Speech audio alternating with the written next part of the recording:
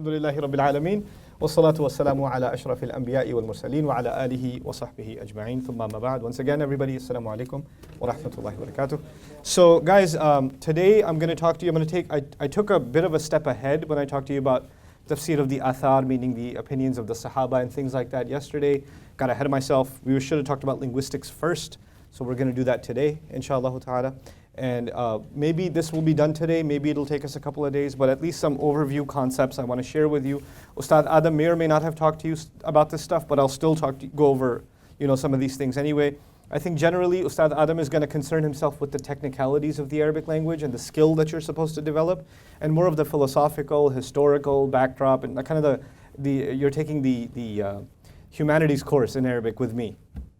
Kind of thing, the language course is with him, and the humanities course, the history and the formation of the Arabic language, things like that. That sort of thing I'll talk to you guys about more, inshallah. So what we're going to talk about now is the language of the Quran. So in my methodology, when we get to the ayah level, now we're done kind of analyzing the structure of a surah and trying to figure out the arrangement of the messages inside a surah and things like that. Now, by the way, purposely I avoided giving you examples currently, because I know some of you may be very interested in taking really quick notes and stuff, and they're not going to make sense to you by the end. So when we get to Surah Al-Kahf, we'll have plenty of time, and I'll share resources and notes with you. And then we'll talk about lots of examples too, inshallah. But today, about the Arabic language of the Quran. The first thing to note here is that there are three kinds of Arabic. There are three kinds of Arabic, okay? So there is spoken Arabic, and there is formal Arabic, and there is classical Arabic. But we're going to go a step deeper, and I'll give you the notes. I'll tell you what terminology to use. So there is, you can just call it al-lahja.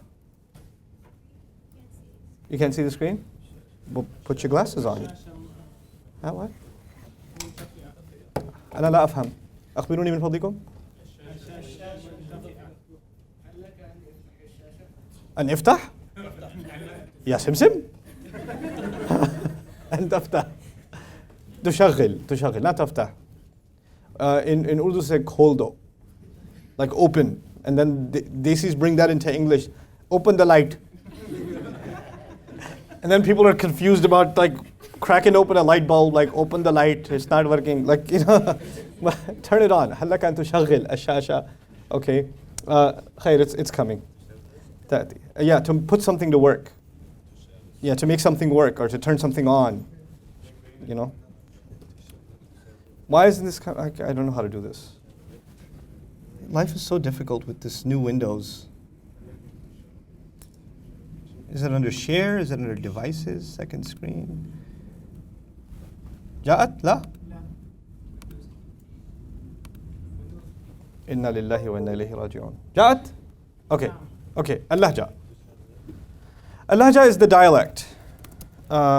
Dialect means that Arabs have different ways of speaking Arabic, depending on where they're from, what village they may be from, and what city they may be from, what region they may be from, and what part of New Jersey they may be from. They may have a very different dialect. Okay, so that is the dialect, and that differs pretty drastically. And you can think of it like the English language. The English language varies a lot. I just came from Trinidad, right? And I learned a lot of Trini when I was there. And Trini can be pretty interesting, We go Basalaim sometime. Inshallah. Means we'll go hang out sometime. We go Basalaim, which bust a lime. Their idea of a good time is apparently taking a lime and stomping it. But I don't know what that means. I think it has to do with drinks, to be honest with you. But but it's used even among the Muslims. So now, like my Guyanese friend, and this is, by the way, English. It's still considered technically English because all the verbs and all the nouns are still English. My Guyanese friends taught me abigati lara, which is apparently, I have something like that as well. Abigati lara. A means I, B meaning I do, like as the verb be. Ga is for got, T is for thing, La is for like, and Da is that. I begot something like that, too. Abigati lara. So, but it's in there somewhere. English is in there somewhere in the source code, you understand? But it's transformed. It's changed. Then, of course, some of you are from the East Coast, and if you're adventurous, go get a haircut from a true Texan in the area, and just hear them talk about football, and see if you can keep up with what they're saying. Because that's right, you know. So it's gonna be tough. It's fun. It's fun. My barber is like a true Texan. He's like, his idea of going to the big city is like Houston. Like, you know, it's like they went abroad, which was Oklahoma. Like, it's so, so he's funny. He just says the craziest things to me. Or he's giving me a haircut. Hey, so you travel a lot, right? I was like, yeah, I travel. He goes, where'd you go? Well, what'd you do? I was like, I teach Arabic. You know, Arabic, they speak that in Korea, right? Seriously. But I mean, the guy's got a knife in his hand right now, and he's cutting my hair, so I can't really say. I was like, yeah, Korea, yeah. East or west? But anyway. So the point I was trying to make was dialects vary. Okay, and the same thing is true of the Arabic language. Dialects vary, and they can be pretty drastic. A lot of dialects, unfortunately, for the last couple of centuries, have been influenced by the insertion of English, French, Spanish, to say the least. Not to mention the original dialectical variations that were already there. Like some of these dialectical variations were there since the time of the Prophet ﷺ. The Quran, we argue, predominantly is revealed in the dialect of the Quraysh. This is the language of the Quraysh, but there were dialects even then. But now this issue has gone way down the road. Like Zayyik Beek is, I don't even know where that goes back to, but Kaif Haluk is apparently Zayyik Beek in like Egyptian, you know? Or, you know, there's the word qalam. Anyone knows what qalam means? Pen. But for a Khaliji, it might be a galam with a G. And for some people, it might be alam. Okay? And there's no qaf. And for some people, they don't have time for all that, so it's just lam. So, you know, so the dialects certainly vary. And that's if you're learning Arabic to communicate or to impress the in-laws or whatever, dialects is the way to go. Okay, then you don't sit there and say, Uridu an adhaba ma'akum ila, like, they're not gonna.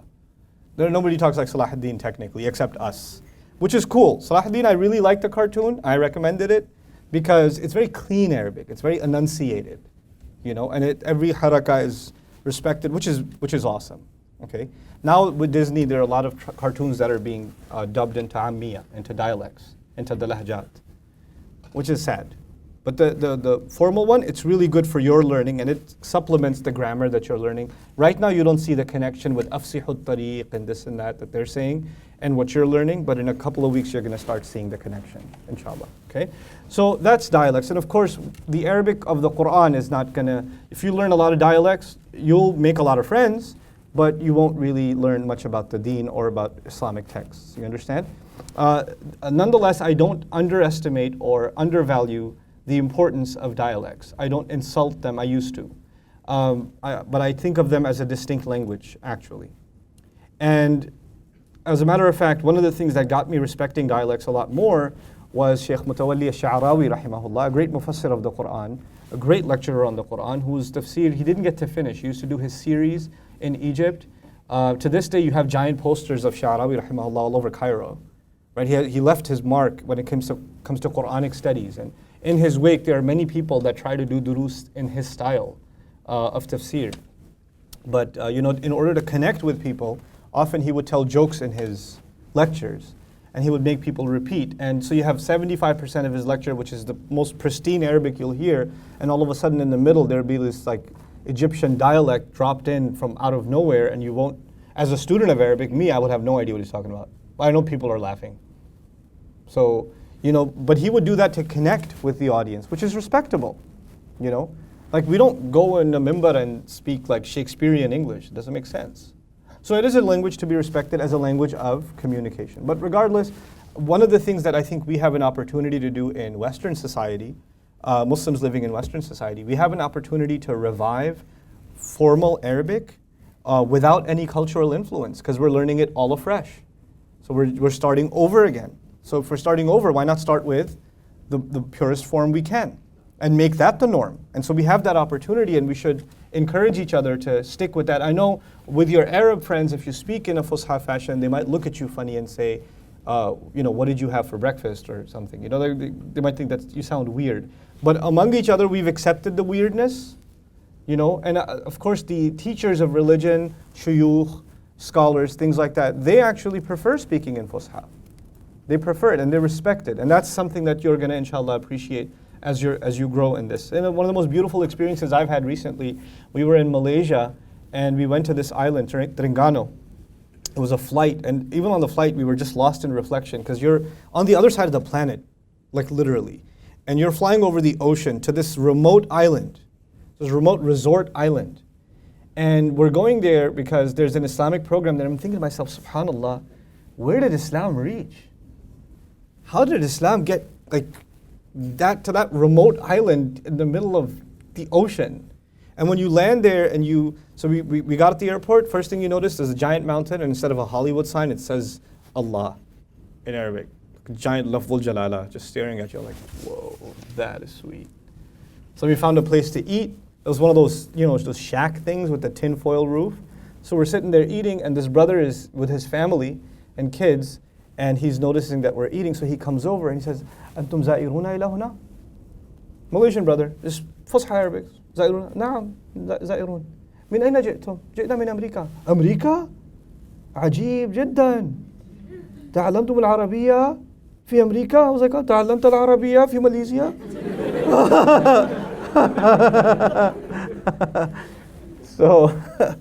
But that's so cool. Like, you're on the other side of the planet and you can connect with someone just because they share the language of the Quran with you, There's such a thing of beauty.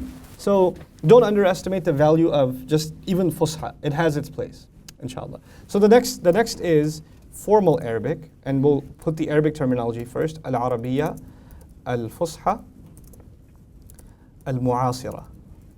That's how I'd like to term it, which would be formal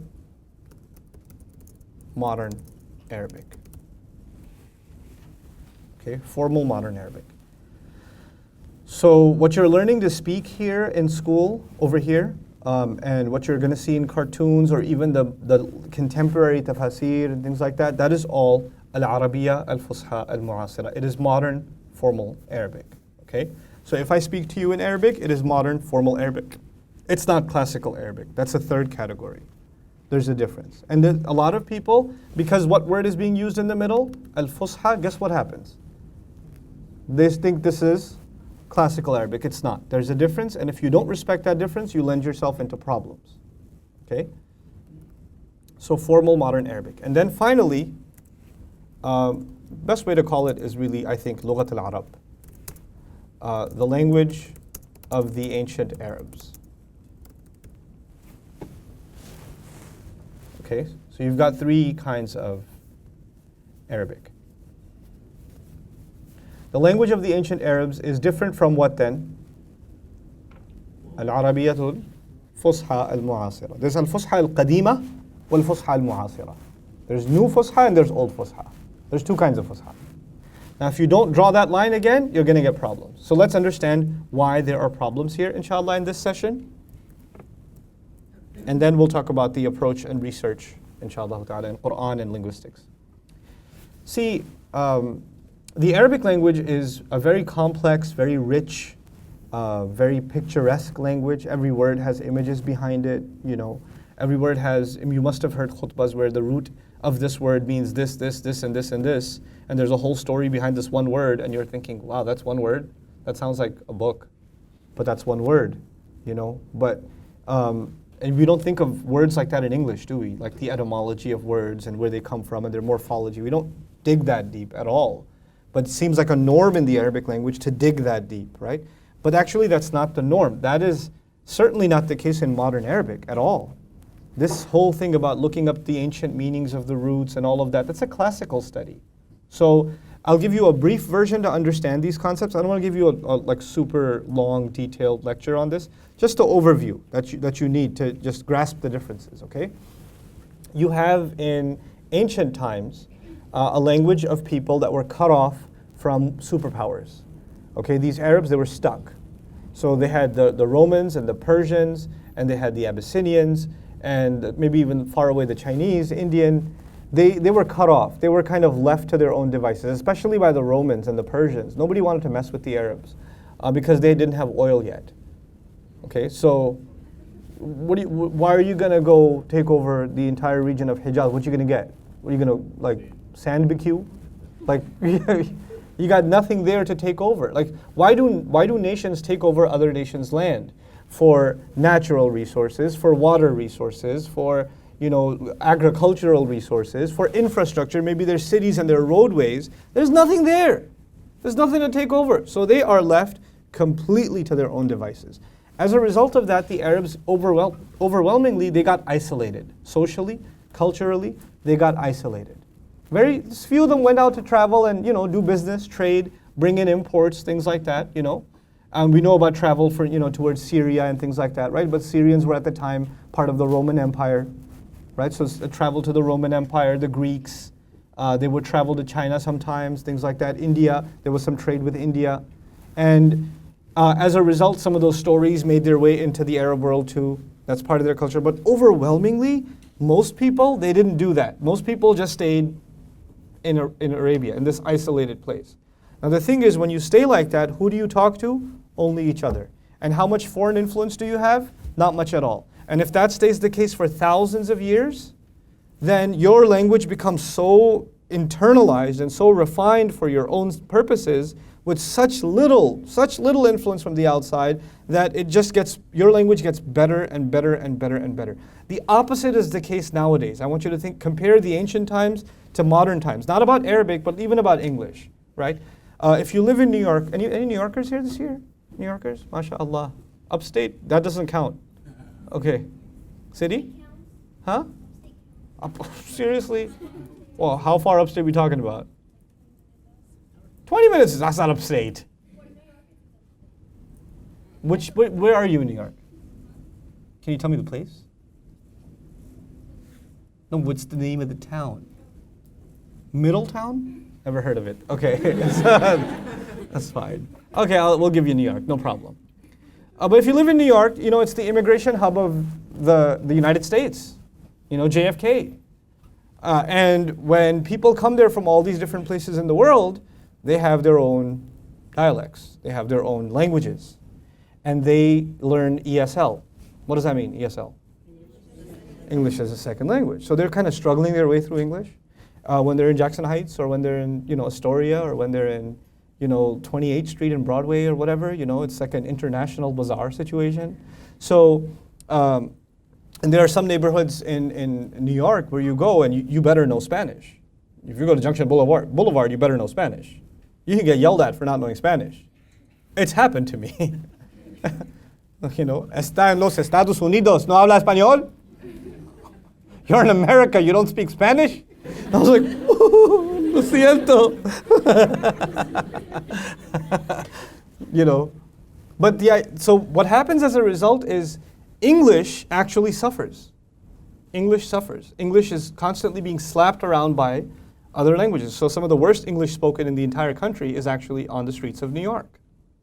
They think everybody else is uneducated, by the way. They're pretty full of themselves. But, I used to live there, I can say that. But, when you come out, you realize actually people speak really primitive English in Queens.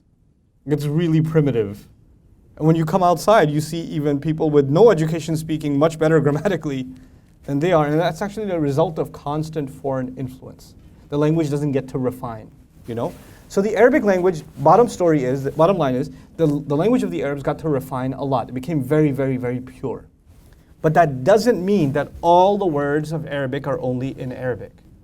That's not what that means. That means the vast majority of the words of this language are in Arabic. And even the words that came from outside were converted very systematically in a very crafty way into Arabic words.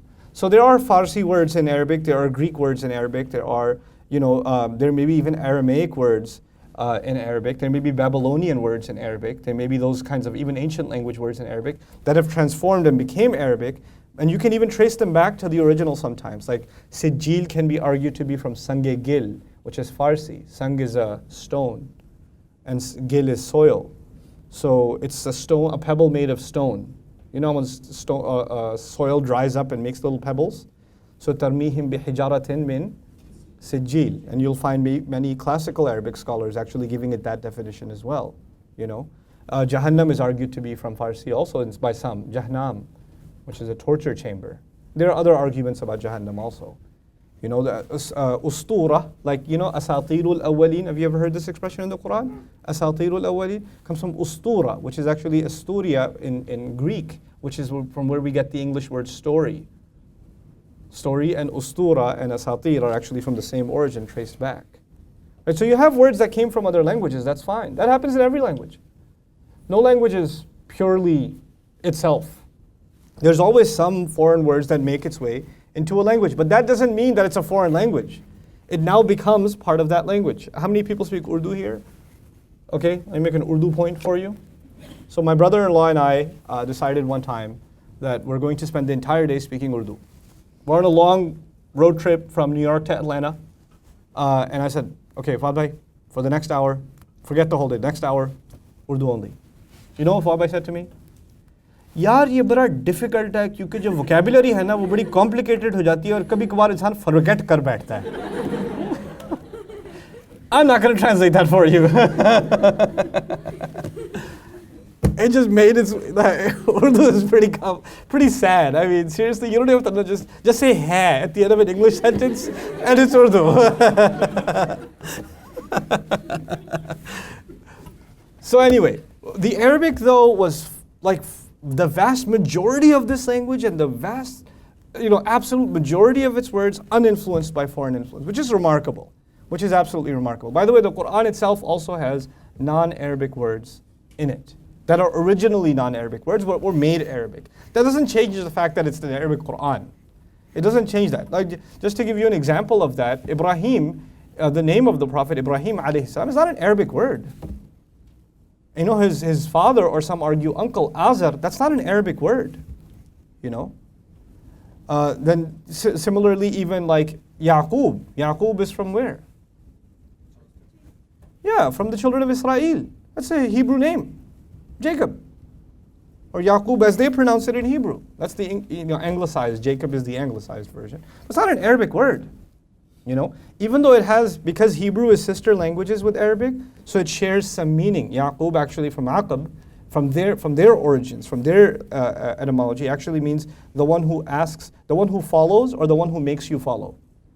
From Aqab also, for Aqaba also, Aqaba to follow in Arabic, which is pretty cool because in the Quran he asks his children to follow Allah. And, Ma ta'buduna min ba'di. Who are you going to worship? Following me.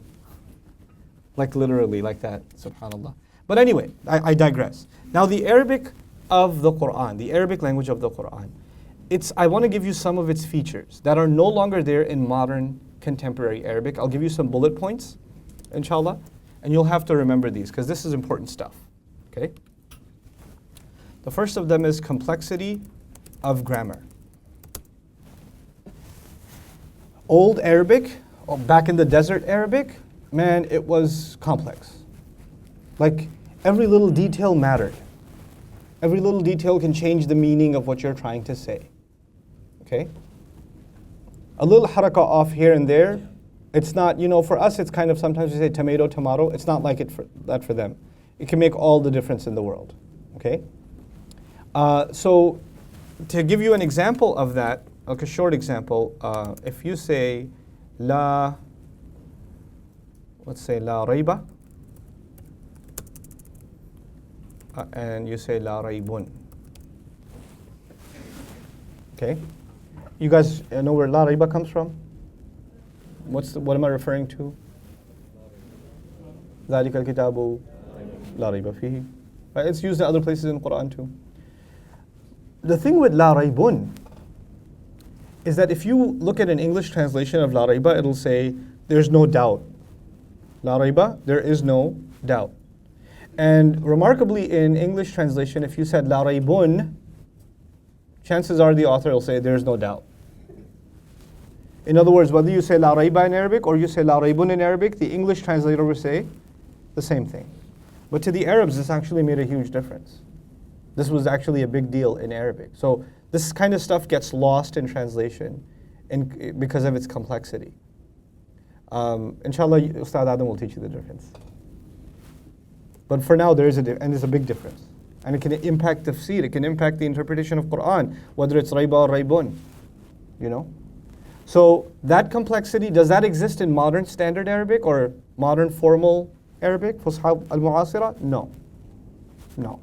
If you say one way or the other, everybody understands you, no problem. Okay? So that's one thing. Then there is richness of word meaning. Not just richness of sentence and grammar meaning, but richness of word meaning. And word meanings are, basically you can call it here roots. The roots of words, the judur of words. You don't have that anymore in modern Arabic. So when somebody speaks to you and says qalb, or somebody says fu'ad, which both mean heart, I was just talking about your heart. You broke my heart. That's it. Kasarta qalbi, kasarta fu'adi. No problem.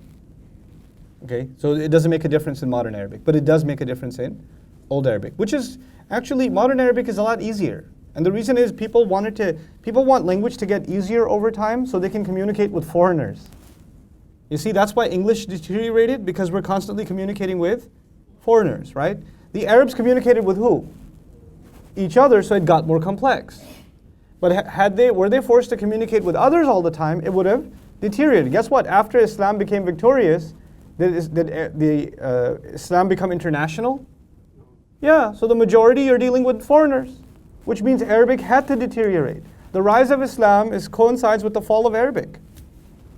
Go hand in hand. It couldn't help it. It had to be preserved like a museum item. That's why scholars had to, you read stories about scholars that leave cities and go travel in the desert to learn the meanings of words. And you think that's entirely just a spiritual journey. That's actually research, because you can only get the original meaning in places that are still uncontaminated by globalization. They're uncontaminated by, outside influence. So they had to go out in the middle of the desert to find out how the Bedouins speak so they can keep the original meanings alive. That's how these lexicons and dictionaries of the Arabic language were populated with the old meanings. By that travel and by archiving that poetry, a lot of pre-Islamic poetry, Jahili poetry, is really vulgar, man. It's like 50 Cent. It's dirty, but it's in a tafsir book. We're like, okay, هذه الكلمة, نجدها في الشعر, and he's quoting the shit. I'm like, oh, Allah, it's in a book. It's an Islamic book. He's not quoting it because he's impressed with the poetry. He's quoting it because now it is part of the language archive. Thousands of years ago, a guy used it like this. See? And he's talking about, the girl who left him or whatever. And it's in the tafsir of like the ayah of wudu or something. No connection. So the richness of words is part of that old Arabic tradition. And people don't carry that richness anymore. I'll give you a small example of this also. Just so, for each one of these ideas, you have something to think about literally. Aql.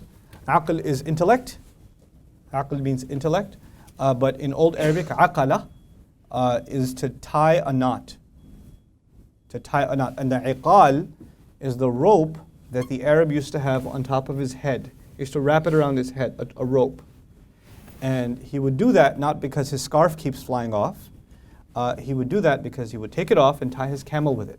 That was his anti-lock brakes for his camel. So the iqal was a way to, now there's two reasons aql is called aql. One, it's kept on the head. It's in your head, just like the rope is where? On your head. But the purpose of your iqal is to tie an animal so that the animal doesn't go anywhere at once. What is the purpose of the intellect? It holds you back from saying whatever you want. It puts restraints on you. It keeps your mind from wandering. That's what real thinking is. It doesn't just get distracted, it focuses. And it restrains itself. The ability to control your emotions is aql. So that entire image of restraint and control and using your head, all of that is inside aql. But nowadays when you say to somebody, aql, just understanding, it's good, enough. Like the entire camel story behind it and the rope story behind it died. That's only if you do research and dig into it, then you'll find it. But for the average Arabic speaker, that's not the story. That's not going on in their head. You understand? So the second issue is richness of word meaning. Then the third is structure, structural differences. And you could call it stylistic differences in speech patterns. The way people speak now and the way people spoke then is different. They had a different style of speech, the way they organized their speech, the way they put their thoughts together. You know, have you noticed ever, if you've read like maybe a presidential speech from the 1700s or 1800s, is it easy to read? Right? Or if you read an English document like a Shakespearean letter or something, is that easy to read for us? You know why? Because the style of that time, even though the words may be 95% the same words, the style of speech of that time was just totally different. It's not even just a grammar difference. It's just they thought in far more complex ways. You know how in English class you learn that you can't have run-on sentences? Right? Your sentences should be concise, and if they're too long, that's a bad thing. Read Lincoln's speeches. Lincoln's speeches, like 2 paragraphs is like 1 sentence. It's some of the most eloquent stuff you'll ever read, but it's by 3rd grade elementary school standards, a super run-on sentence. So what was completely eloquent and perfect at a certain time becomes strange and unimpressive in a different time because you're looking at it from your standards. You understand? You're not looking at it from the standards for when it came down. This leads to a philosophical discussion. I'll only point to it now. And that is that in the Arabic language, or in the Quran today, there are styles that are being used that were ancient, that you may not find somebody today, with somebody who studied modern literature, may not find it impressive. Because they're judging it in comparison with what? Other literature. One of the important axiom, a principle you have to remember about literature, all literature is unique. All literature is unique. You're making a huge mistake if you take one body of literature and you're comparing it to another body of literature. Okay? You have to look at it for its own standards. The remarkable thing about the Quran, though, is when Quran came, it came to the Arabs. Do the Arabs have their own style? They have their own. Do the Persians have a different style? Do the Indians have a different style? Do the Europeans have their own style? Yes? What's crazy is that the Persians, for example, they're a thousands of year old civilization. And they're a civilization of poetry and of philosophy, and they've had literature among them for a long, long time. So they think about literature differently than the Arabs, yes? When the Quran came to Persia, when Islam came to Persia, they actually realized that the Quran is remarkable even by their standards. So they started writing about the Quran. The Mufassirun of the Persian region actually wrote about the beauty of the Quran very differently from how the Arabs wrote about the Quran, because they were actually coming at it from their perspective. Now we're studying, some students are studying modern linguistics, okay? Or modern literature even. And you'll find the best elements of it even inside the Quran. Like one of the, any of you have ever attended a story night that I've taught? Story night, a few of you have, okay? Like in modern film, they teach you how to compose a story, and you'll find elements of that in the Quran. Like elements that people historically didn't talk about like that, but they're found in like the story composition in film school, and that's actually more than 100% used in the Quran, subhanAllah. So it is, in many ways, it is actually timeless. Even though if you really, truly, originally want to appreciate it, you have to understand the original styles. And the original styles are captured inside mostly poetry. Here you have to refer back to poetry. If you don't have a taste for old Arabic poetry, or you don't have those references, you're not going to understand how they used to, what was stylistic to them, what was cool to them, what sounded smooth to them, you know? So you have to build that taste over time.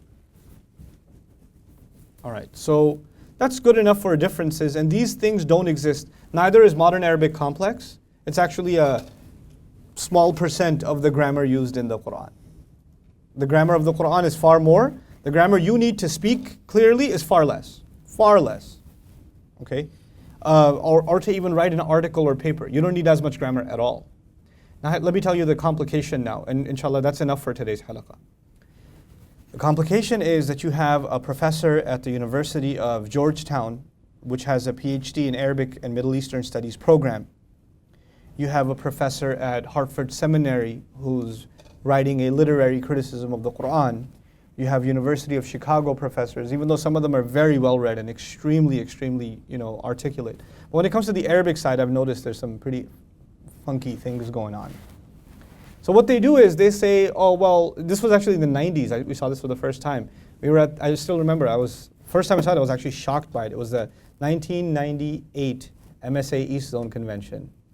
There was such a thing in ancient times, yes. And so I went there, and they were passing out, these university students were passing out a surah that the university department had made up, a surah of the Quran. Like, the Quran says, bring a surah like it. So they made a surah called Suratul Muslim. And it was in the Uthmani script, and it rhymed nicely, and they were passing it out to the Muslim students. Like this was our term paper. And behind it, on the back of it, was a list of grammatical mistakes in the Quran. Like they were, look, this ayah, this word is pair, it should have been singular. This word is rafa, it should have been nasab. This word is feminine, it should have been masculine, etc., etc., etc. So they got this list of mistakes, right? Which all, if you've studied one semester of Arabic at the university, all of those mistakes sound really impressive. Like, whoa, that is a mistake. Man, who's going to answer this? Oh my God. It's completely shattered my iman now. The problem with this picture is, if you study modern Arabic, then you only know this little grammar. If you study classical Arabic, you know this little grammar on the first day, and then you have this other ocean of grammar left. So when you only know this much, and to you, if it's correct, it better fit with this much. And then you read the Quran, and you find something that doesn't fit your little this much.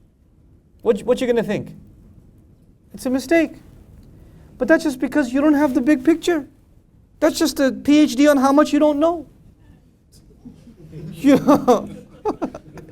It's not you understand? It's a paper on this is how stupid I am, kind of thing. Not how there are mistakes in the Quran. And what's really funny, is that all of the examples they cite are examples that are some of the most beautiful places in the Quran linguistically.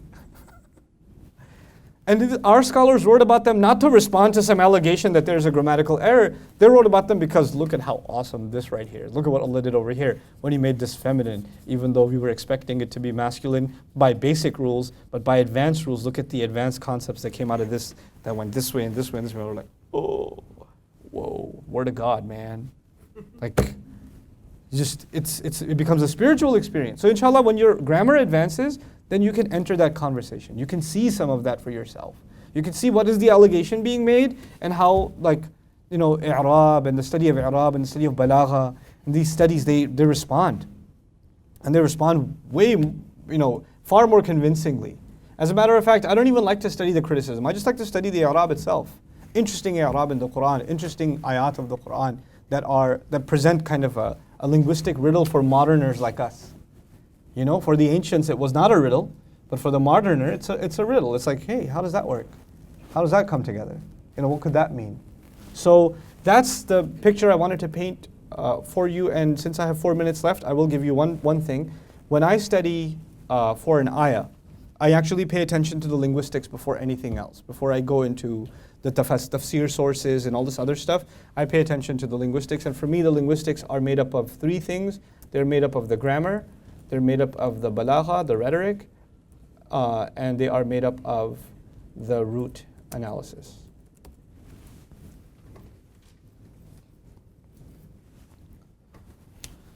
So we'll try to understand the grammar of the ayah, and if there are multiple interpretations, there's room for looking at it grammatically 2 or 3 different ways. That's possible sometimes. Each grammatical analysis might give you a different translation, so there are multiple meanings possible. What are the different meanings that are possible grammatically? That discussion comes out of i'rab.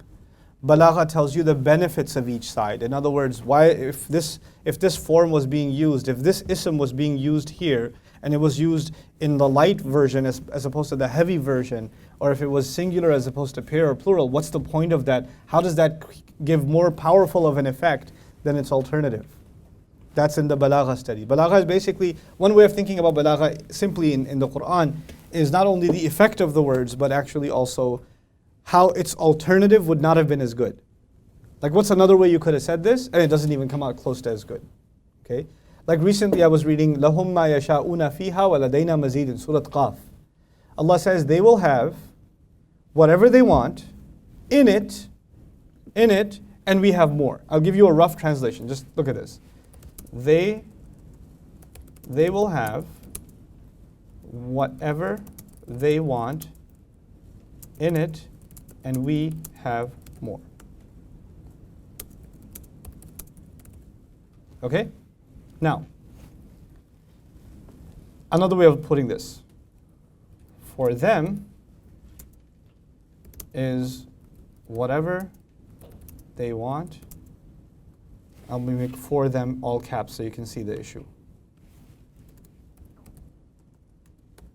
For them is whatever they want in it, and we have more. So for is a preposition, and in is a preposition. We're talking English right now, we're not talking Arabic, right? Now with Arabic, when you put a prepositional phrase like this one in the beginning, then you're making it exclusive. So I'm literally translating in the order of the ayah. Lahum, for them, ma yasha'una, whatever they want, fiha, in it, waladayna mazid, and we have more, right? Now when you put a prepositional phrase, I don't know what I just did. It's programmers in the house. Okay. Now, when you say for them in the beginning, actually that makes it exclusive. You know what that means? Only for them. Even though it doesn't say only, it means only because it's where? In the beginning. Normally, prepositions should actually go at the end. So whatever they want is for them in it. Like that's how you expect to organize it. But the thing is, Allah did not say for them in it is whatever they have. Whatever they want. And we have more. If both of those pieces were in the beginning, guess what would have happened? For them would have been exclusive. What else would have been exclusive? In it. You know what that would have meant? They will only have whatever they want in it. They can only have it in it, meaning in Jannah. Only they will have it, and they will only have it in Jannah. But Allah made one of those pieces exclusive and the other one not exclusive. Which piece is exclusive? For them. And which piece is not exclusive? So you know what Allah is saying then? That the believers will have, only believers will have what they want. But that's not only in Jannah. If you put the in it in the beginning, you can only expect to get what you want where? In Jannah. So he says, no. I'm not going to make that part exclusive, which helps you understand the conclusion of the ayah. We have more. And we have more. If the in it part, the fiha part, was in the beginning, doesn't make sense to say we have more. Because wait, it's only in it that we get something, not beyond. Now Allah is giving us promise of reward, of barakah, of help in akhirah and in dunya. لَهُمْ مَا يَشَاءُونَ فِيهَا وَلَدَيْنَا مَزِيدٌ. You know, so these are rhetorical devices. That's when you study the grammar, then you study the rhetorical devices inside the ayah. I know this got technical, but that's okay, you get over it. Wow, I make a lot of mistakes. Okay, there we go. What was the last one?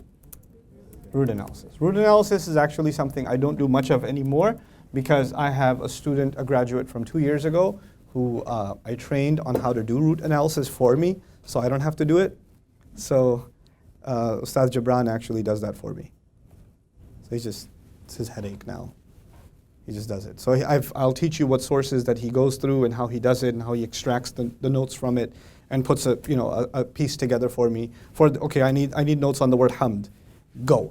And he just finds that stuff and gives it to me. Okay? But it's an entire study of going through several dictionaries, pulling out their juicy stuff from them, because there's goofy stuff and then there's juicy stuff.